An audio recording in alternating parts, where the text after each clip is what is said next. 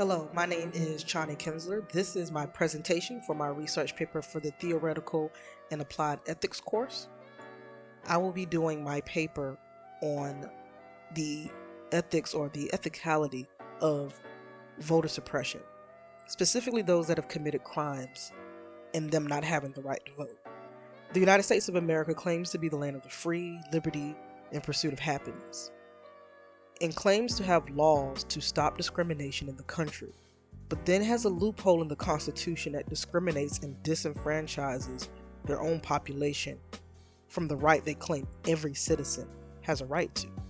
Of course, I will do some basics, introducing the audience to concepts like the 13th Amendment, the Equal Rights Amendment, the Voting Rights Act, among other important civil rights issues that have come about over the years.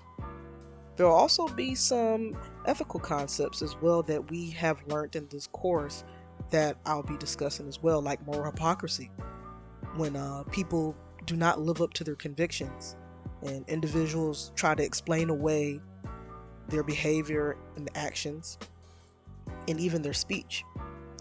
A lot of times, it's self-serving behaviors that attribute to the value and, of course, deeming that value to be more important than the issue that they're being hypocritical over.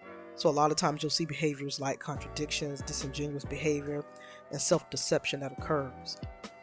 I will also be talking about moral blind spots, and we'll mention ethic spots, which is vital in identifying issues we need to analyze more closely, like the topic of my paper. And then there's the racial ethical sensitivity test that was done by Jennifer Jordan in 2000. This will be used to show the ability to identify ethical issues related to racial intolerance. The work done in this article will be useful to showcase how a veil of racism could play a role in the decisions regarding my topic and making that connection. There will also be some books that I'll use as well in this research paper. One of them is from our course, The Miniature Guide to Understanding the Foundations of Ethical Reasoning.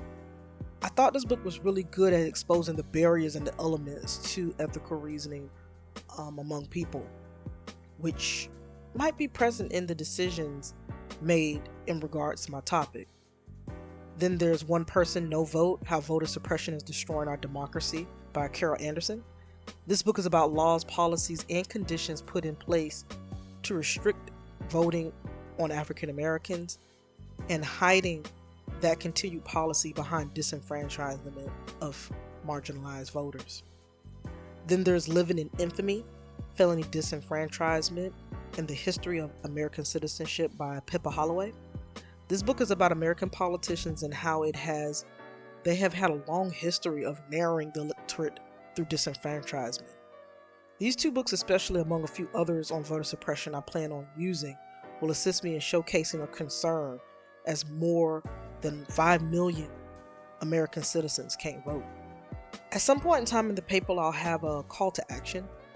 There are many organizations that are fighting for these American citizens to have their right to vote back.